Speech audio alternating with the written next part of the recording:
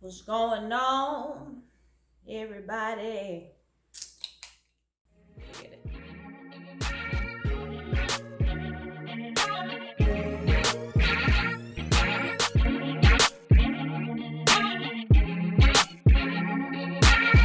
What's going on, everybody? This is episode 3 of The Renaissance Woman, hashtag Renaissance Woman TV, with your host, Lydia Iku. So this episode is called The Essence of a Renaissance Man, and the first guest that I have in my very first interview is my daddy. My daddy is on here with me, and I felt that he was the perfect person to do this just because he has so much going on. He's always had multiple things going on at the same time, and kind of was partly my inspiration to start this, and was the perfect person, as like I said, to have on this episode. So hope y'all enjoy it. Now check it out.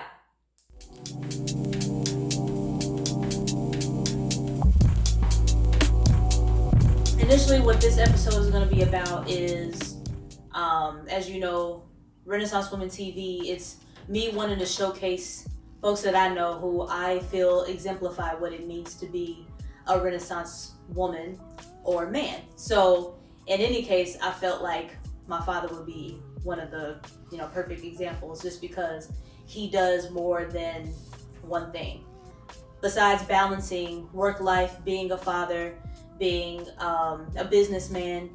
There are so many other things that started off. So first, give us your name. Kofi Frimpong. Kofi. So yes, as you know, we are Ghanaian. My father is Ghanaian. This is the flag. My mom actually made this calendar for us, but this is the Ghanaian flag. From the Ashanti tribe. From the Ashanti tribe, yes, he's from the Ashanti tribe. So, what do you do? Like, what do you say is your? Give us your resume. Oh. Well, I run a construction business in Louisville, Kentucky. Engineer by trade. Mm-hmm. Also run a church, and in between that, find time to exercise. Mm-hmm. And overall, just try to help people. Yeah. So your road to becoming a pastor, we'll get to that, because this man here has just graduated with his master's in divinity. And that road, I know firsthand, and even for my mom, who was there all of the way, because it took, what, 4.5 years. So, yeah. Those programs last, what, 3? 3 years. So, is it different for seminary? Seminary is a lot more intense. Got you, because of the, dissertations and papers and stuff. Right. And so, for, all the books and stuff that he used to keep on the table, and his whole study, it basically was just, the table, laptop, books, the Bible, literally, everything. So, what made you choose, after you just graduated with your business degree from University of Wisconsin, which is one of the top 10 business schools in the country, and I remember you saying that the competition for that was just tough. Yeah. What made it so tough? Just because?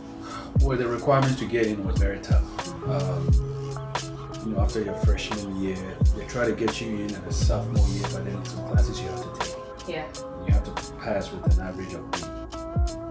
And some of these classes, it's so tough that not a whole lot of people pass to really get into business school. So what would you say is the number of folks that usually, after, I guess, what you have to take a test after that initial year?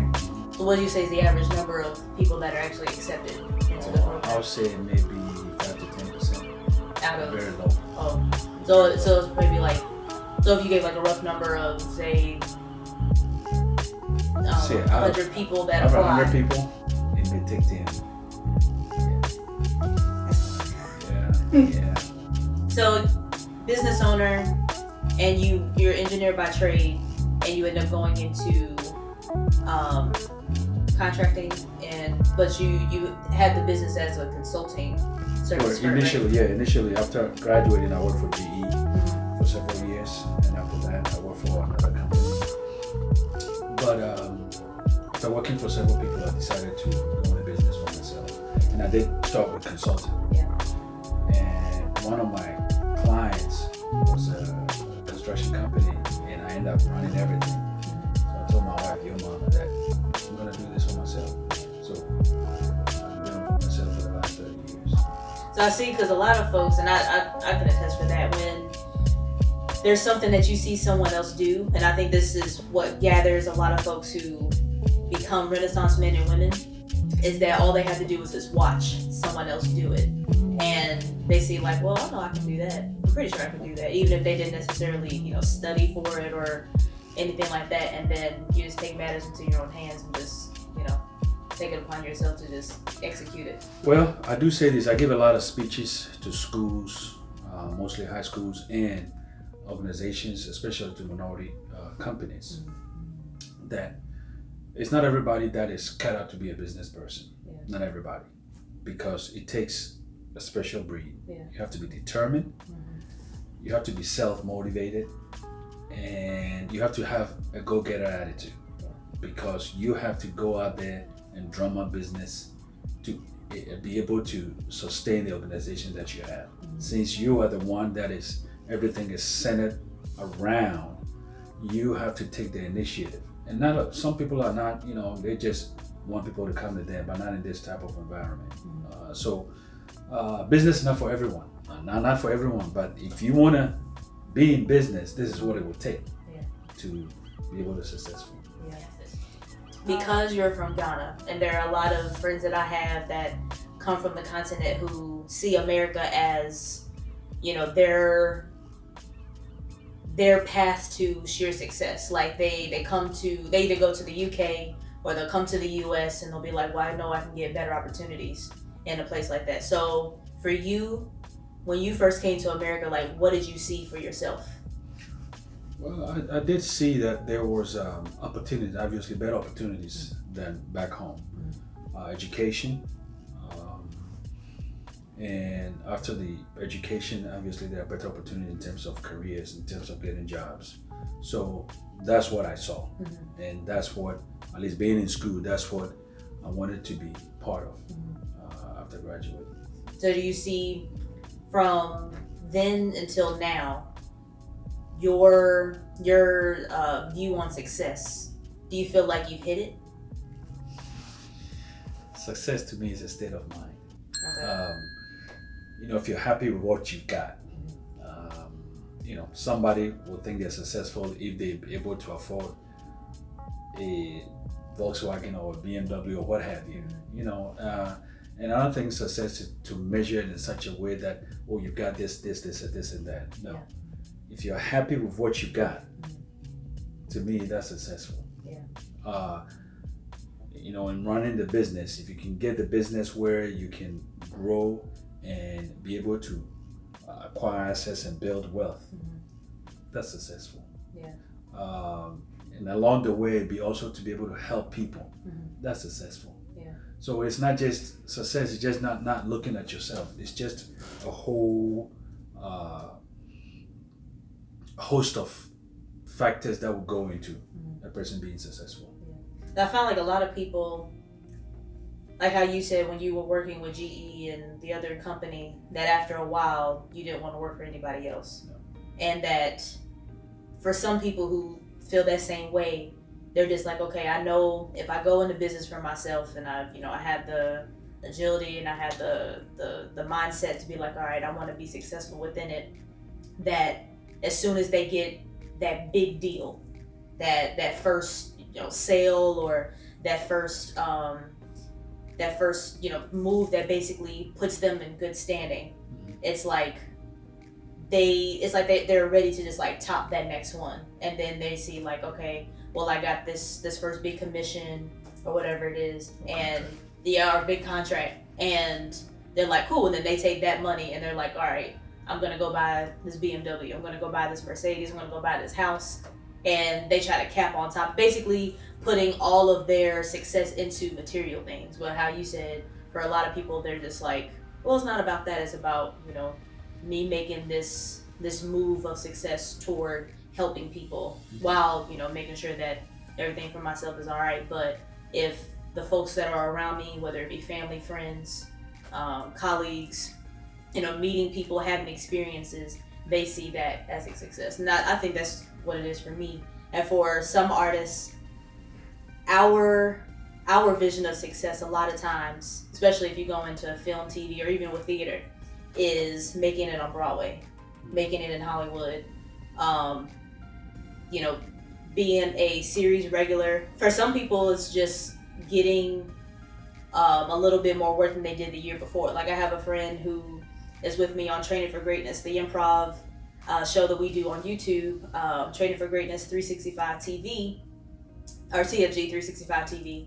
And he said that for him, when he first moved to LA, he's been there for 5 years, and that within that first year, I believe he said he booked a commercial, and then there was 1 year that he booked one thing, and that was it.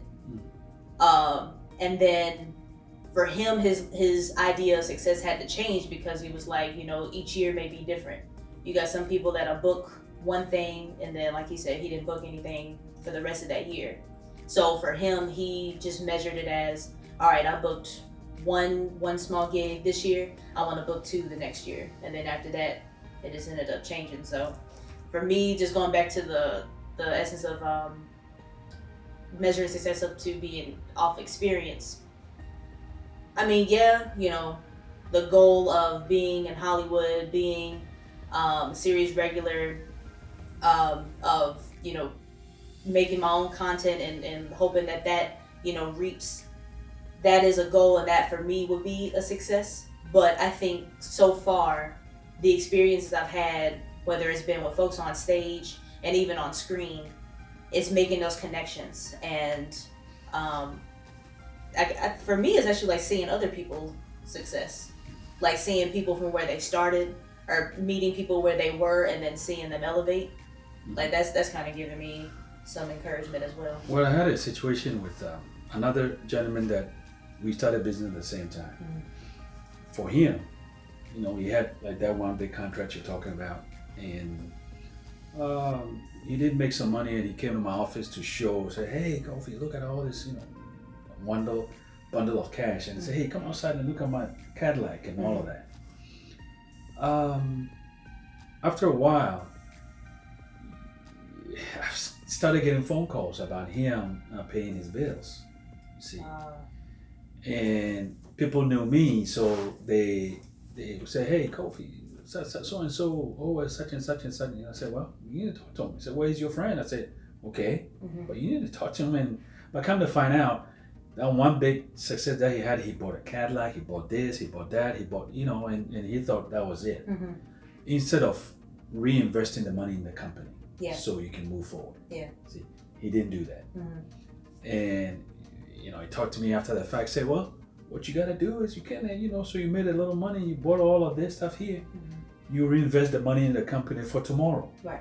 And that's also part of the journey to be successful. Mm-hmm. Not really spending everything that you have. Obviously when you run business, you get a little money, some people are all excited, and that's what happened to you. Mm-hmm. And it happens to a lot of people. Yeah. And if you don't have the fortitude to say, okay, all right, I made a little money here, let me invest in a company, let me invest in this, invest in that, so I'll be able to grow come tomorrow. That is success. Yeah.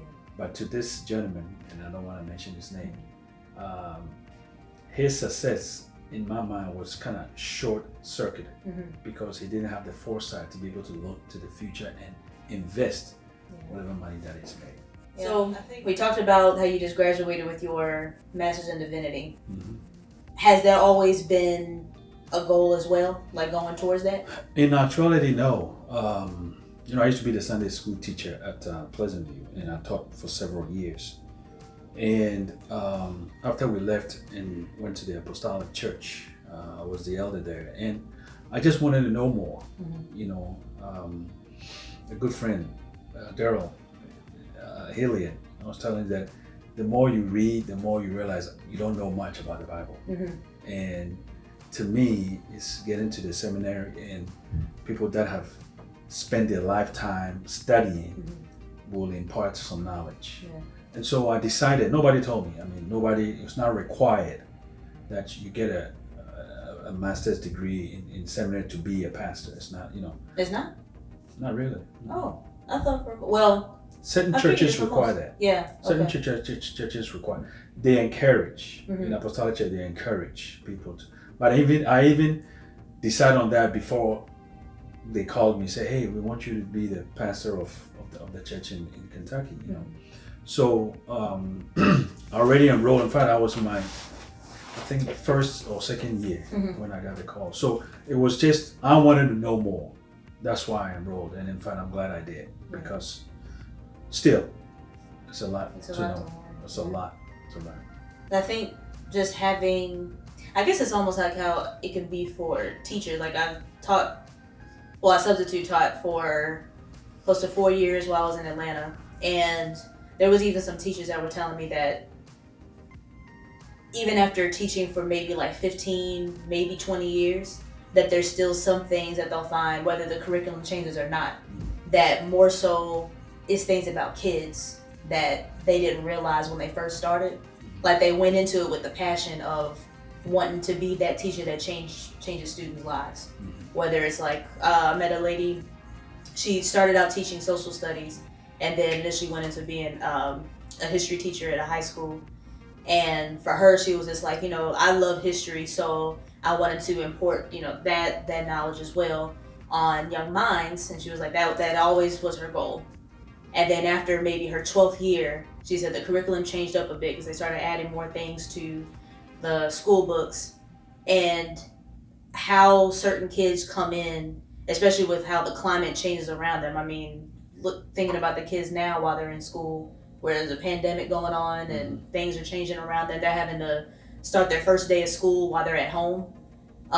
She said for her, during that time, it was like she was ready to go into the new year, ready to, teach, but they were teaching her because they were questioning the books. They were questioning, not so much her teaching, but they were questioning like, well, this war happened, but why? A lot of times she would just be ready to teach and just be like, okay, these are the reasons why, write a paper on it and turn it in. When they challenged her in a way where she was like that she had never imagined being that was like the first time she had felt challenged before in her role. So in engineering, we're required to have a continuing education to keep up with the craft and the trade because there's so many developments and innovation that comes up. So it's a continuous. Yeah. It's a continuous. And even with the seminary, I still plan on going back and taking classes so I can keep up. For doctorate or for how many years are they gonna take? I already checked probably another 3 years. Okay. Because I already did some of the stuff. I already did some of the basic stuff that's needed. Oh, so when you go back, you just go we back. just take some courses and then start writing it as a dissertation. Well, yeah. More power to you, because school isn't for everybody either. I know for some people, they'll go to college and they're just like, all right, 4 years is up, 5 years is up, or however long it is, and they're like, I'm not going back. Well, but see, the thing, if you have a mind that you want to soak up, even after I graduated, your mama has bought me several books to read. I've read, she bought me the Becoming book, I read it. She bought me another book, I finished it. The third one I finished it. Got this one here that I'm reading. So as soon as I'm done, I said, I need more books. More books, yeah. See, and I think, I remember when we were talking when I first moved to Atlanta, how there was an initial plan that I could have taken to get my master's in teaching. Yeah, finance too. Yeah, and I mean, I could have went that route, or I also could have went to grad school to get my my master's for theater as well, because for a lot of folks, that's what they'll do. Whether I thought you wanted to do masters in fine arts.